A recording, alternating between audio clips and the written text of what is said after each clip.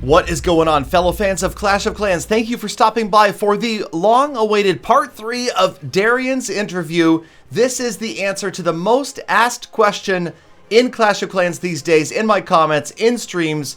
Can we get our country's flag? Here is the final answer from Supercell on this topic. So, there isn't really a quick answer. The answer is actually incredibly complex. So, when the flags were first added in, how many years ago when the game was game first came out, it was designed as just a vanity item that would add some cool flair to the base. And back in those naive development times, we didn't really understand. Nobody knew how big this game was going to get, how many countries it would reach, or how many people would be playing it, and what kind of cultural phenomenon it would be. 7 years later. However, it would be really cool to add more flags to the game. The simple answer is not every country recognizes the independence of every country, and especially ones that our game is released in. So, if we were to release a flag of one country, if a country that our game is in doesn't recognize that country, that puts us at a risk of having our game not released in that country anymore. So I'm gonna use a very well-known example is the flag of Taiwan. China may not recognize it, and China represents one of our largest player bases, and the last thing we want to do is run any kind of risk of our game not being available in China. On top of that, there are countries that are in conflict with each other. So our goal isn't to get into politics. This is a video game. This is not a political statement. It's not even designed to be a statement of patriotism. But again, when the game flags were first introduced, it was just a cool little flair for a base, but we never realized years later it would be so controversial. And so, like I said, our goal is not to be political with this. And unfortunately, especially in today's political climate, flags and national pride is something that's on the world stage. And we don't feel that's the direction we want Clash of Clans to go. On top of that, if we were to remove all flags, that would have the same net effect. It would just upset a bunch of people who felt like, I had my flag in the game. It's not there. You hate my country. Or, they will just take out their wrath and anger on certain groups of people saying, our flag was taken away because you kept demanding your flag. So it kind of puts us in a very difficult situation of it's better for us to just not add any more and not take any out. And they do take up a lot of resources in the games. And we want to keep the game's footprint on people's devices as small as possible. I want to say Android recently only had the size limit was 100 megabytes for a download. I believe they upped it recently, which gives us more flexibility to do things with the game. But adding more in-game assets like flags don't really add much value to the game.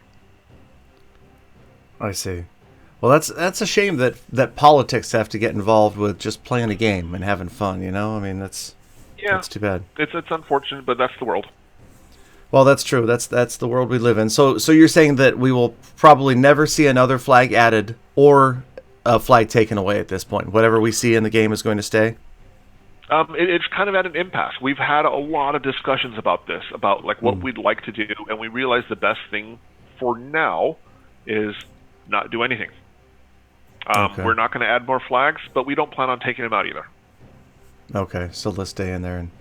And the idea that some people posed of being able to create your own flag would just open up Pandora's box for people getting banned for creating obnoxious flags, I guess, is what you're saying. Yeah, that any time, and me seeing it as a player and coming from a game dev perspective, any time you give players creative license to create something, often we have to look at the lowest common denominator. Yeah, we've seen a lot of, even walls can be made into just about anything. So, but I've seen people be patriotic with their walls and or devoted to their clan or something like that, or propose to their girlfriend. So I guess there's... Absolutely, and there's a lot of good players out there with very positive and noble intentions, and that's cool. But it's that lowest common denominator that ruins it for everybody else. Right. The whole one bad apple spoils the whole bunch saying. Yep, exactly. So, well, all right. So at least now I have this answer where I can always say, maybe I'll just refer them to this video. Maybe we'll dedicate one entire video to talk about specifically the flag issue, because I know that it's been a hot topic of discussion for a long time, and it would be nice if people got a firm answer on it so that we could hopefully move on to other cooler things that are coming to the game. Yeah, I mean, it's an understandable why people want it. I completely understand why it's so important to certain players. You want to see your country represented in the game. But unfortunately, the reality is we just can't. I guess it's one of those things that's funny, because I've even made a video to this effect. It's one of those things that the dev team didn't realize was going to be an issue, was going to happen when they first thought, hey, let's put some flags in. This will be fun. Now they're thinking, it's like, I look at it kind of like, well, let's make a troop that heals things, because that'll keep troops alive. And then the players go, wait a minute, I'm going to stack a whole bunch of troops on one Archer Queen, and it's a whole new meta, right? That the dev team never considered probably when they were designing it. Yeah, the players are the more creative ones when it comes to strategies and how we just make the game. The players are the ones who kind of show us, like, okay, maybe we could have done it this way. And at this point, it's too late to go back, but yeah, that makes sense. All right, well, Darian, thank you for taking so much time to talk to me. I'm excited about what is coming over the next few months. And we are too. Man, I mean, it's just I feel like the last year or so has been a great period of time. Like ever since Town Hall 12 came out, it seems like the game has kind of had this resurgence. I mean, a lot of people have come back. I get messages every single day from players that say they've come back after not having played for, maybe months, and now they're playing again. So that really makes us happy to hear. That tells us that, the content that we're creating is on the right track to help. We want to re-engage with old players and new players alike. So hearing that, it really makes me happy.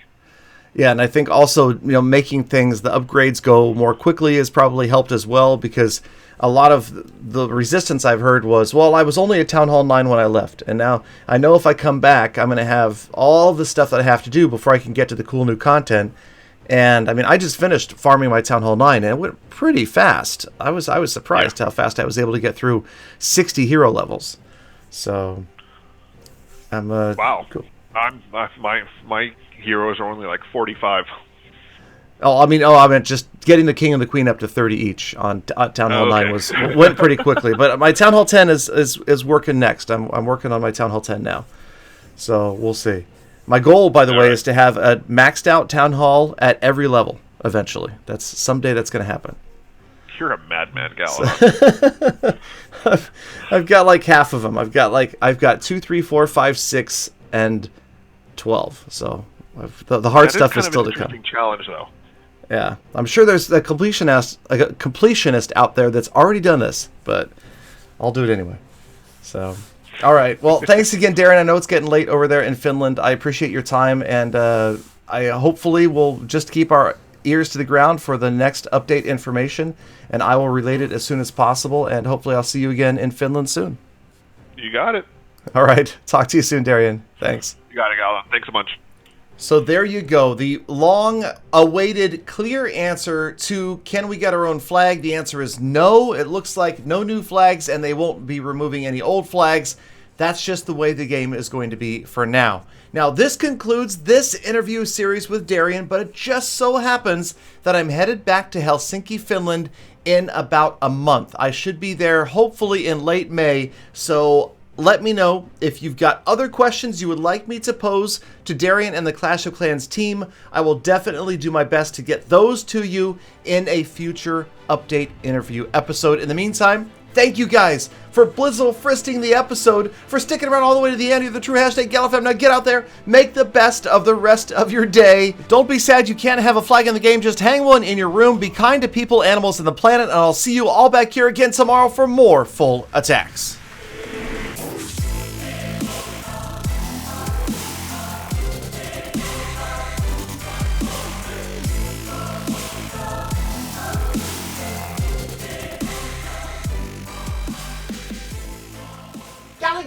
Could I get a Peter $17 flag in the game, please? Galadon?